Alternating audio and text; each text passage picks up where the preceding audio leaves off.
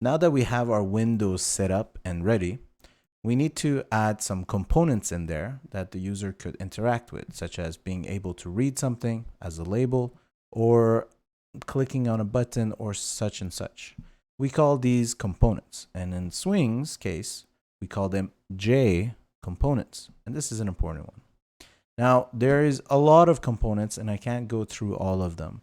But if you do a quick search for Swing components, you'll find many of them. And one thing I like is this WebMIT one, where it gives you a visual cue of these web components. And this is important because a lot of times you wouldn't know what they are until you get a bit more familiar with, especially if you're a beginner, right? What would a color chooser mean to you unless you've seen this picture, or a J spinner, right?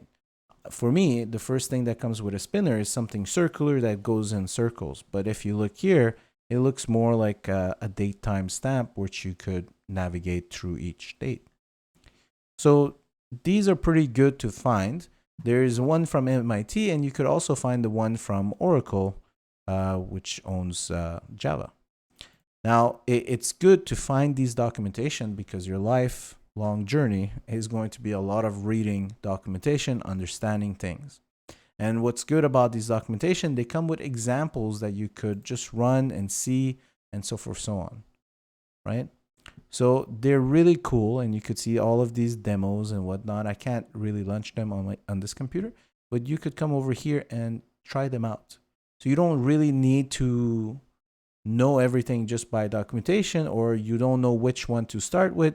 Well, go try out the demos. You could directly launch them. And then from there, you could get some descriptions or the project to see the code and so forth, so on. Cool. So that's that, and I'll let you navigate and find them. Now let's get to creating some components into our GUI.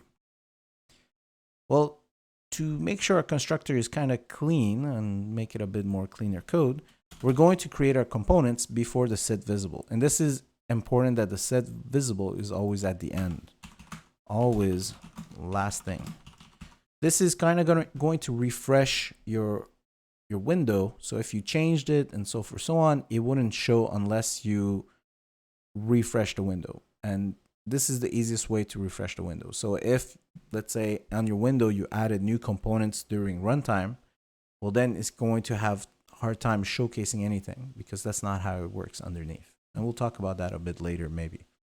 So what we're going to do is we're going to create our components required. So I'm going to create a new method. And what we're going to do is just make that method a private method. That only thing we do is create components, basically. So setting up. So it's private. I don't want others to utilize it, etc., etc. So let's get started with that. So the first component we want, it's something to be able to read. And this is called a Jlabel. Jlabels, or labels, allows us to read something without really being able to do anything more.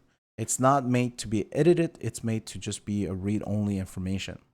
Now, again, remember that not to confuse Jlabel with label, because label is a WT and Jlabel is a library that's built over a WT.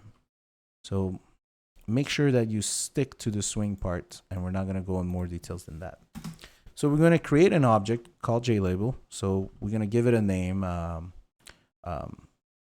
display. Well, actually, why not hello world? This is something everyone loves to do.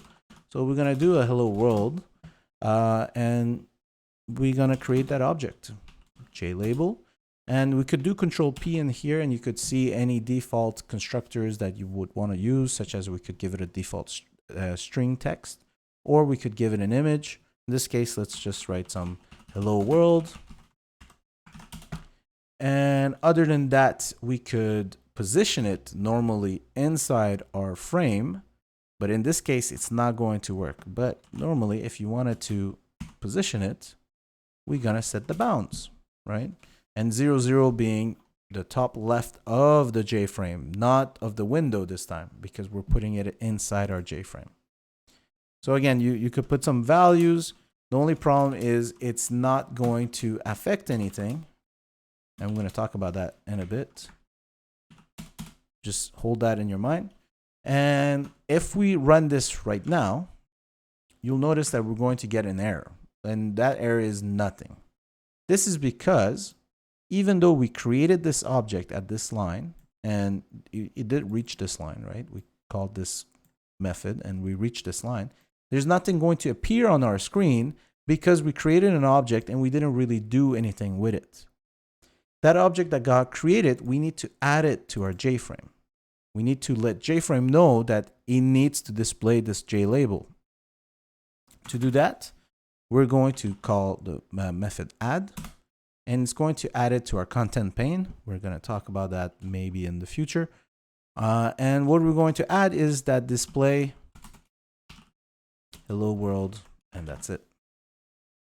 So now when I run it, now, you'll notice that we get a hello world text there.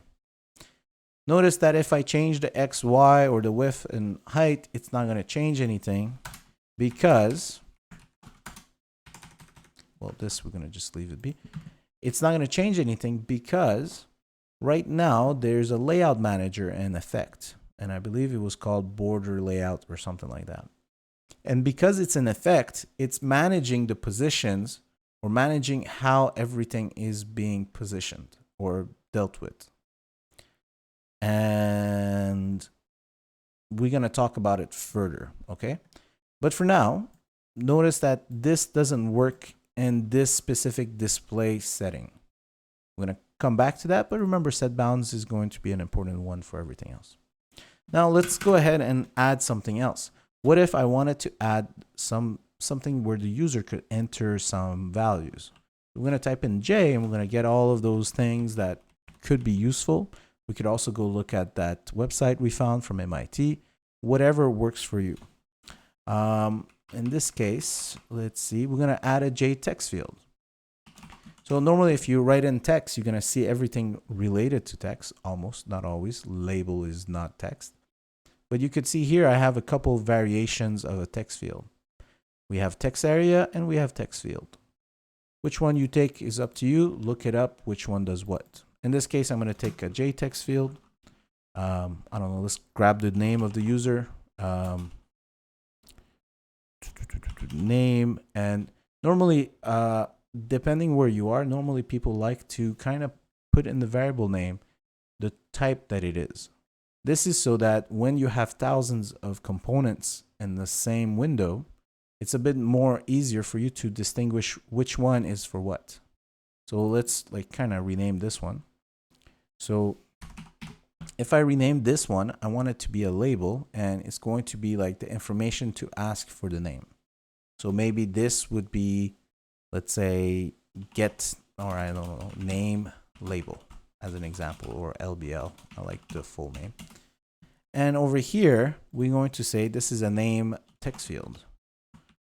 Right? This could become a bit big, so you could also go ahead and just say txt field or whatever short what do we call it? Whatever that your company or team decided on the terminologies. What should you put in, and so forth, so on. So in this case, we could just put text field. It's fine. Again, clean code over everything. So again, we could do Control P inside the parameters to see what kind of constructors we have. We have 4 types of constructor. We have some that takes a text, some that takes a columns. This is like the amount of characters you want to have in this text field. This is good because it's going to space that text field to be that amount of space, or that amount of size, let's say. So if it requires 10 characters, it'll make the text box, this text field, sorry, big enough to contain text characters. 10 characters, there we go. Blah. That's the end of the day. Anyway, so again, we could do the bounds, but it's not going to work. And again, we need to add that component. So we could do name text field. And what you're going to see is something special. What's special is that our one of our things is not showcasing. So if we look over here, this is fine. We look over here, we see hello, but we don't see our label. We saw it for a second, but that was most likely a mistake. There we go. So what's going on is, again, we are using a layout manager, and this one is called border layout, and we're kind of stuck. Because the border layout manages our components, we can't really dictate how our components are positioned or placed. So as I add components one after the next, it will take the full screen size, depending where I put it, and hide each other. And in this case, we got kind of lucky. Yeah, you could kind of see part of the Jlabel. This is not a good way to function. Okay, we're going to talk about these a bit later, but for now, what we want to do is we're going to, oh, my cat's here. What we want to do is set the layout to null. So right before that, I'm guessing you could hear my cat's murmuring. What am I saying? My cat's purring. Her name is Pantouf. I want to keep her in the video. She's pretty awesome. If you want, just skip 5 seconds, 10 seconds. She wants some cuddles. Not right now. I'm in the mood for this. And I don't really want to restart the video again. Okay, so what we need to do is, again, we're going to have to set the layout. In this case, we're going to set it to null. This is going to remove the default layout, and it's going to set it to an absolute positioning layout. So in this case, there is no layout manager. No one's deciding where you're sitting inside my classroom. It's most likely you come in, you decide yourself. Why this is good? Well, it's up to you why this is good. I'm not a fan of it. But why this is good is because now the boundaries work. So right now, if I run it, first of all, we would be allowed to overlap. It's a bit weird here. I'm not seeing one of my things, and that's because this one doesn't have its bounds. But we could see our hello being set at 0, 0. Again, top left of our graphics. So normally for the window, it would be top left here, but for anything components-wise, inside this JFrame would be at the 0, 0 location of that. So let's go ahead and add this. Well, actually, let me run it one more time just so we could see our label. So the first problem is our hello world is just showing hello ... So the world is not being displayed. So the width is not enough. So this one, I'm going to go and update that. Run it again.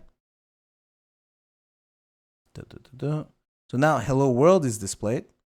We want to showcase this text field now. So we're going to add our name text field. And we're going to set its bounds. And we want it to be right after our hello world. So remember, it's starting at 0. So we're going to start at 0. 0. And then the width is going to be 100. So actually what we want to do is start right after this width. So the X would be 100. My brain is a bit shut down.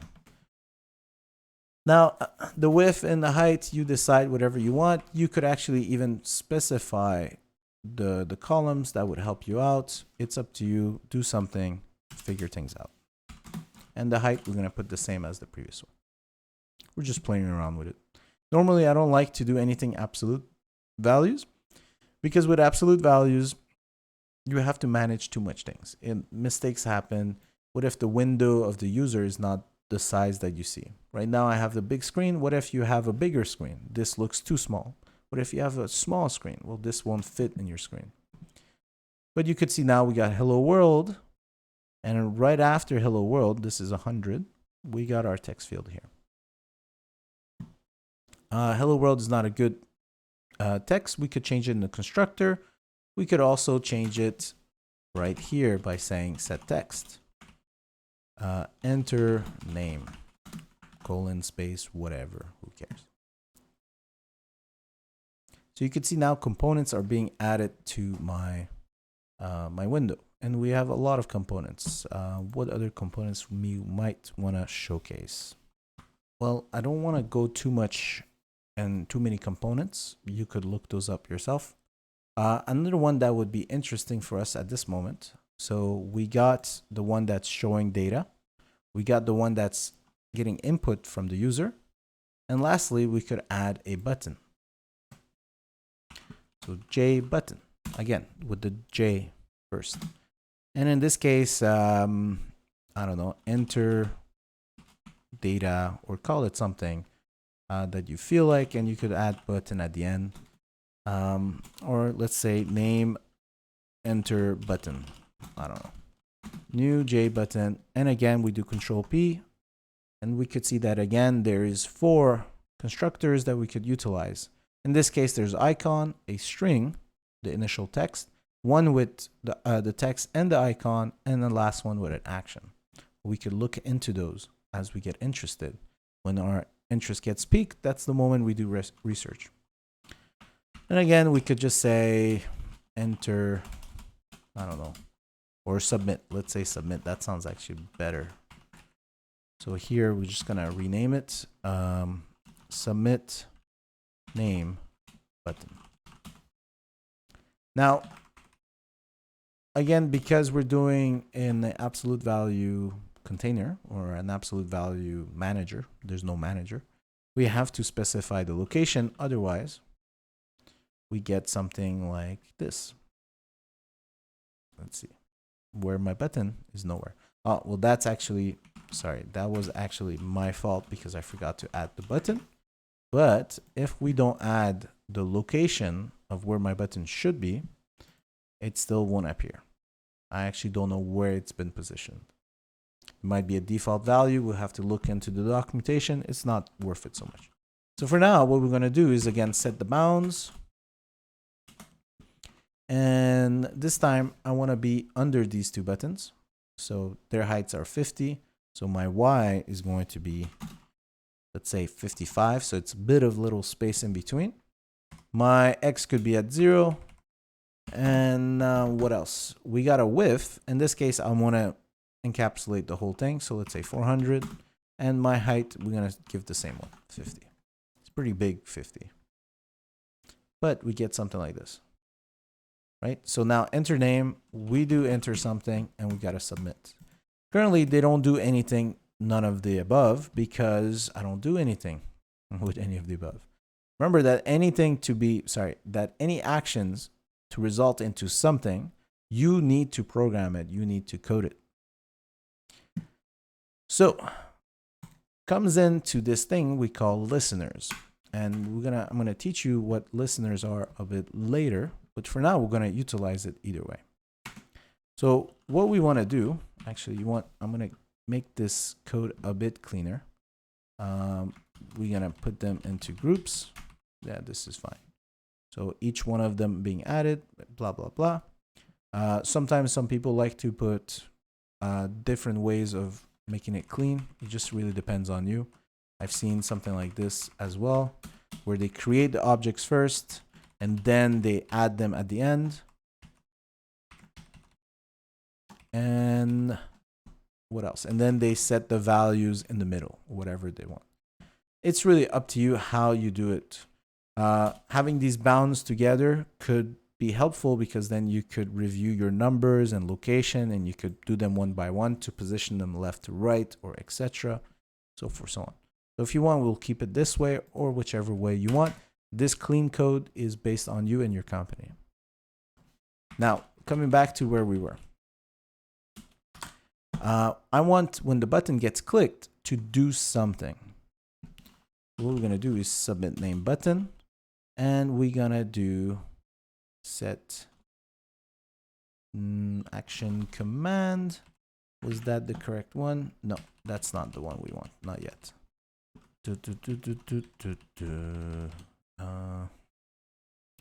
This one is not a set. We're going to do an add. There we go. In this case, we're going to add an action listener, which basically listens for the event when the button gets clicked. When that button gets clicked, it's going to call an action listener. And again, we're not to this part yet in our videos. We're going to talk about it. We had to rush to the swing for outline, but anyway, we're going to get there later. For now, you just need to know how to utilize it. To be able to utilize it, and later on we'll make it even more interesting, to be able to utilize it, you need to provide it an action listener. The easiest way for you to do that is by typing in new. And what you're going to do is look for the one that says action listener, and you're going to press enter. Now, what's going on here is it's using something called an anonymous object or anonymous class. Notice that this new is creating a new object called action listener, and the only thing it has is a method called action performed, which is going to be called the moment this button gets clicked. So let's just put it something easy. Button clicked. Let's run it again. So now when this button gets clicked, we get something on our console. Every time the button gets clicked, something will happen on our console. Later on, I'm going to show you different ways of doing this, but for now, this is good enough. So what should happen when this button gets clicked? Well, now we could access these different variables that we have, these different components that we have, and we could access what they are. So let's say, for now, we'll keep it to the console. We're going to say hello, and we're going to add their names. So in this case, I want their name text field. Name text field dot get. Don't get the name. This is not what we want. Maybe it is. No, gets the name of the component. Control Q. That's not what we want. We want the text. Control Q. Returns the text contained. This looks pretty good. So let's try that out. So get the text and let's see what happens. If we did it correctly, we should see on our console saying hello name, hello Reza, hello whatever. So here I type in Reza, I press submit, and we see the name Reza. Hello blah blah blah, submit, and we got the blah blah blah. So now we got our components, and from those components we got a button action set. You got to remember one thing, and this is a common mistake I see with my students, is when they declare this inside create components, they try to access it somewhere else, it will not work. This is again because this life, the variable here, not the object, just the variables, their life cycle, their context is within this body. So when the body ends, these three variables that we created are destroyed. Not the object, the variable itself. These variables only contain the address. So if you want to be able to access these three variables throughout your class GUI, well, we'll need to make them into fields, right? And you could just right click, refactor, and introduce field, right? I right clicked on it, refactor, introduce field, and press enter, and notice that the type is gone. But if you scroll up, you got private, Jlabel, name label. Notice that it has the private right off the bat because that's clean code. Anyway, so we could do the same thing with the other two. We could type it ourselves. So private J text field and whatever this name was. And over here, we do the same thing with the button, private J button, and whatever the name was. Now you're going to notice there's a difference between the refactored one, which is name label, and the two ones I just put in. This one's purple, saying it's a field and it's being utilized somewhere inside my class. These two are gray, and gray stands for not being utilized, or you haven't, it's never used. The problem is, inside that create component, we're creating two new variables, and these two variables is going to take precedence over those two because they have the same name. So the context, inside that context, inside the create components body, these two variables are more common. If you don't remember this stuff, go see our much later or previous, much previous videos. For now, to fix that, we're just going to remove those, and you could see it becomes purple and it matches. The greatness of an IDE. So this is the initial components. I'll see you guys in the next video.